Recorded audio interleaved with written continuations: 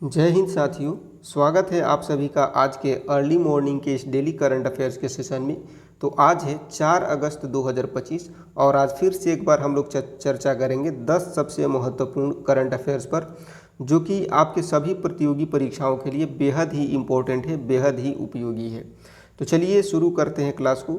जैसा कि पिछले क्लास में हमने आपसे एक सवाल पूछा था कि हाल ही में जो नया ब्लड ग्रुप मिला है उसका नाम क्या है। हाल ही में जो नया ब्लड ग्रुप मिला है उसका नाम क्या है, ये आपसे कल क्लास के लास्ट में पूछा गया था। तो इसका जवाब है CRIB। नया ब्लड ग्रुप जो मिला है इसका नाम है CRIB और यह जो है कर्नाटक के कोलार जिले की एक महिला में जो है मिला है। ठीक है, तो चलिए क्लास को शुरू किया जाए।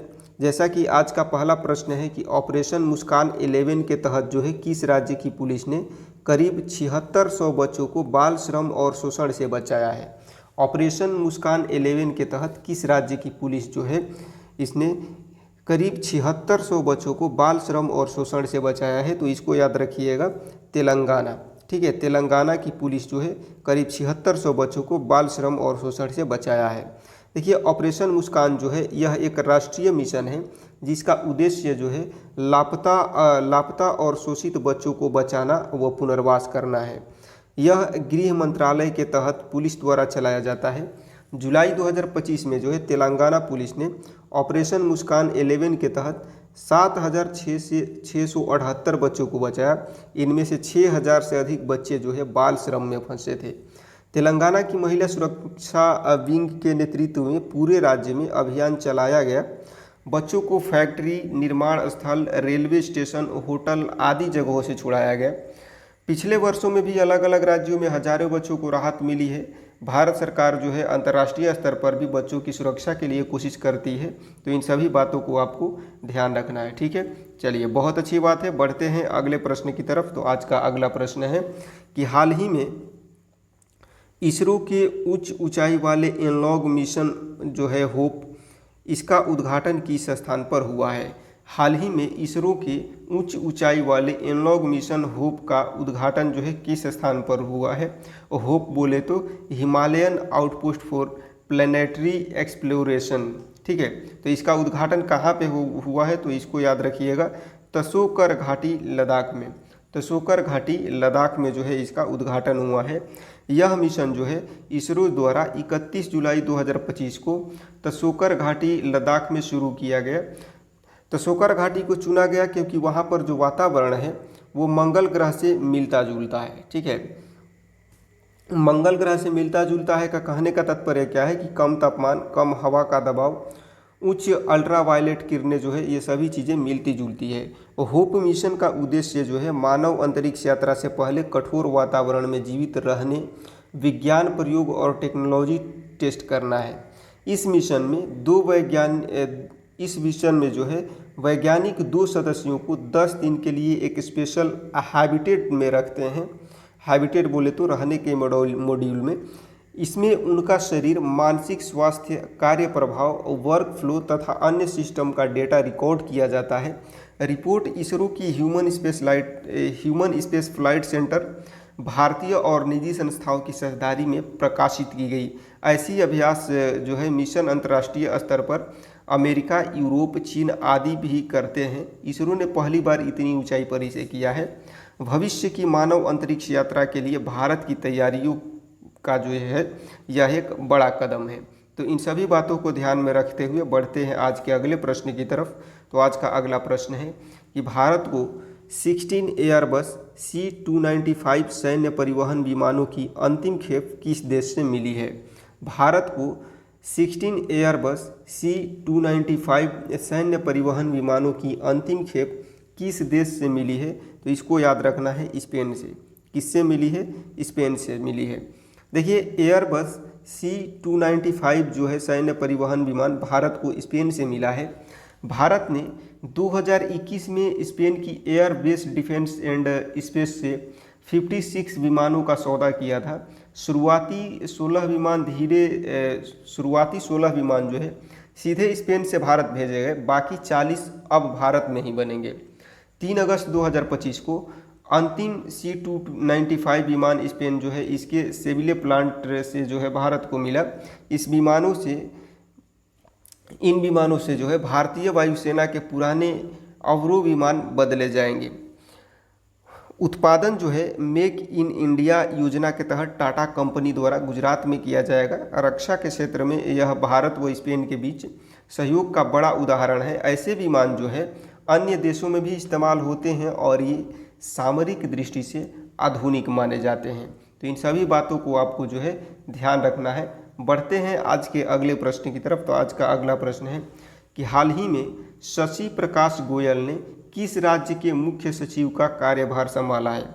हाल ही में शशि प्रकाश गोयल ने किस राज्य के मुख्य सचिव का कार्यभार संभाला है। तो इसको आप याद रखिएगा, उत्तर प्रदेश के, कहाँ के, उत्तर प्रदेश के मुख्य सचिव का जो है कार्यभार संभाला है।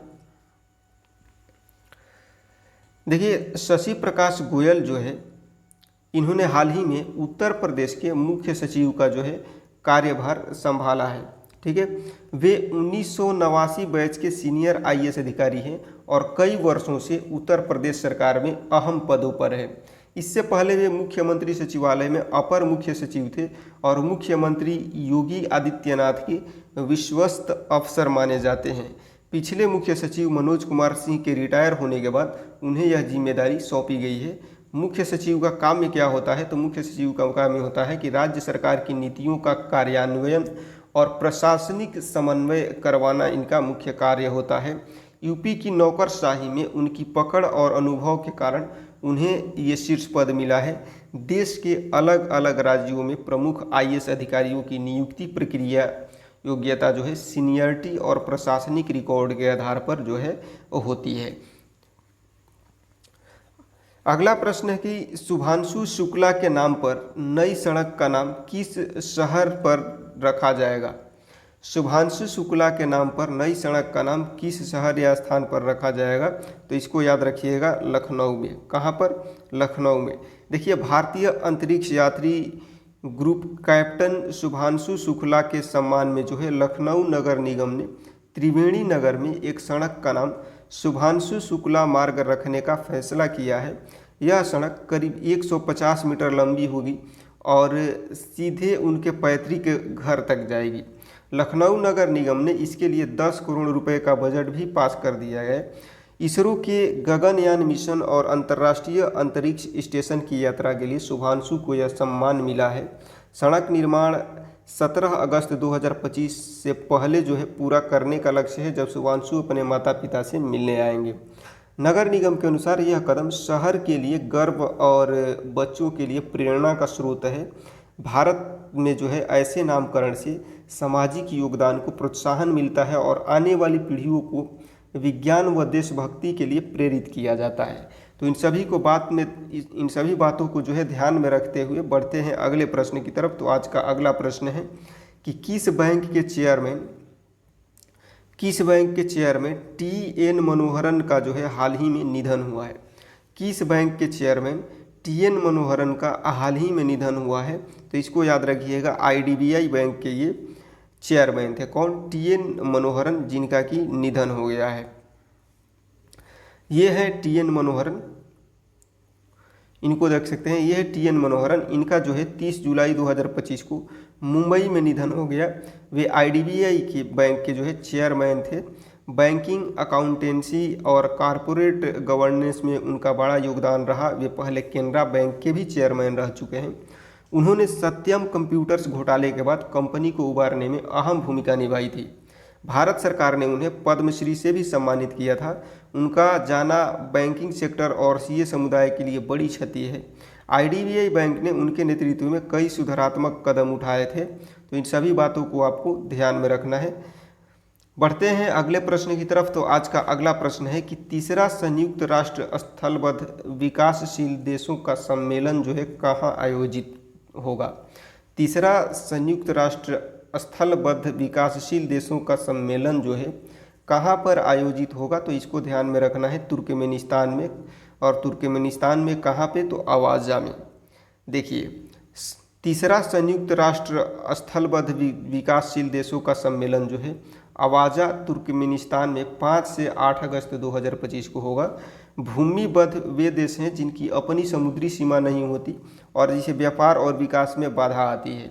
मतलब वैसे देश जो कि लैंडलॉक होते हैं, ठीक है, चारों तरफ से भूमि से घिरे होते हैं, जिनके आसपास मतलब कोई समुद्र नहीं होता, तो उन्हें क्या बोलते हैं, भूमिबद्ध यानी कि लैंडलॉक कंट्री बोलते हैं।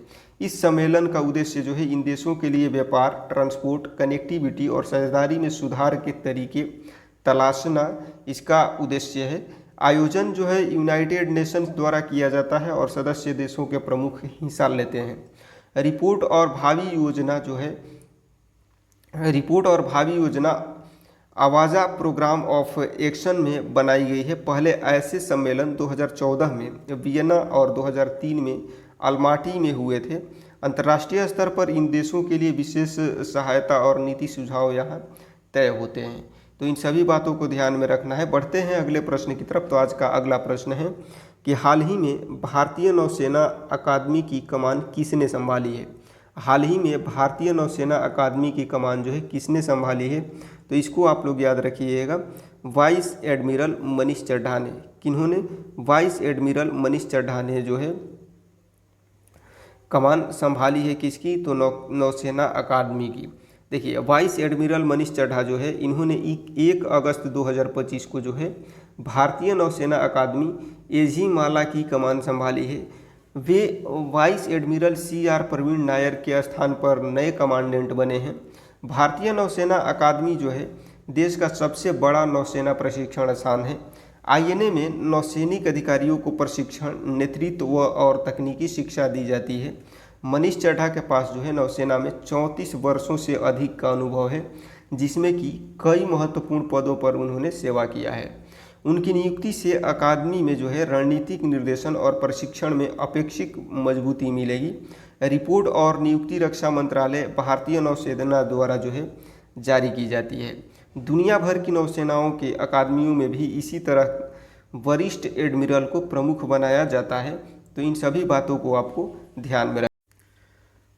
तो आज का अगला प्रश्न है कि हाल ही में सबैटिकल अवकाश योजना शुरू करने वाला पहला राज्य कौन बना है। हाल ही में सबैटिकल अवकाश योजना जो है शुरू करने वाला पहला राज्य कौन बना है, तो इसको याद रखिएगा, सिक्किम। ठीक है, सिक्किम जो है सबैटिकल अवकाश योजना शुरू करने वाला पहला राज्य बना है।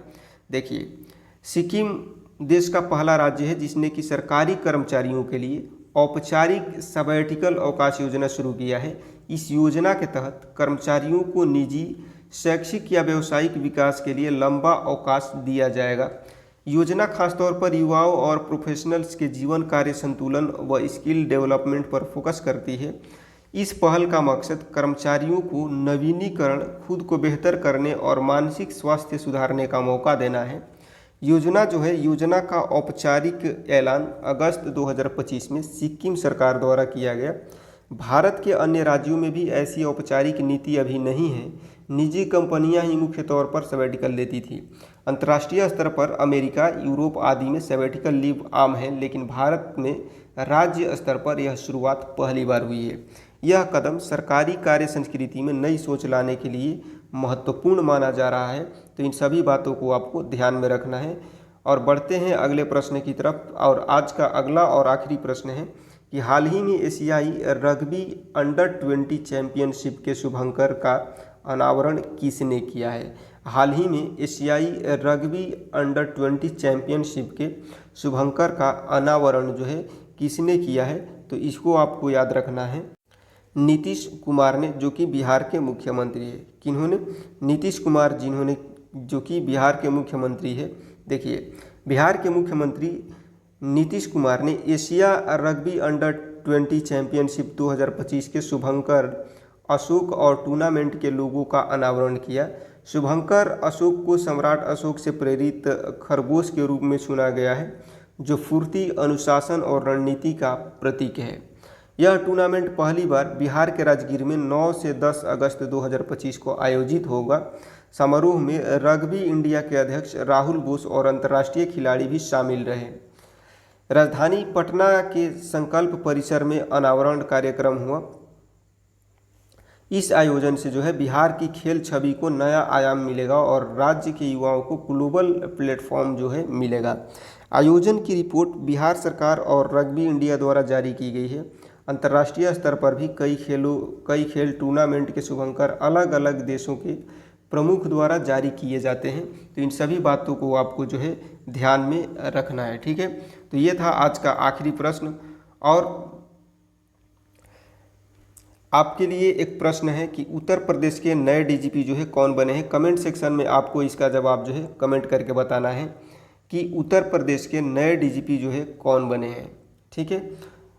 तो आपके कमेंट का इंतज़ार रहेगा। क्लास कैसा लगा मेंशन करना नहीं भूलिएगा। अगर अच्छा लगा हो तो लाइक करिएगा, हेल्पफुल लगा हो तो अपने दोस्तों को भी शेयर करिए ताकि वो भी इसका जो है फ़ायदा उठा सके। और यदि आप हमारे चैनल पर नए हैं और आपको लगता है कि हम आपकी प्रतियोगी परीक्षा की तैयारी को और बेहतर बना सकते हैं तो चैनल को सब्सक्राइब करना ना भूलें। मिलते हैं नेक्स्ट क्लास में, तब तक के लिए सबको जय हिंद।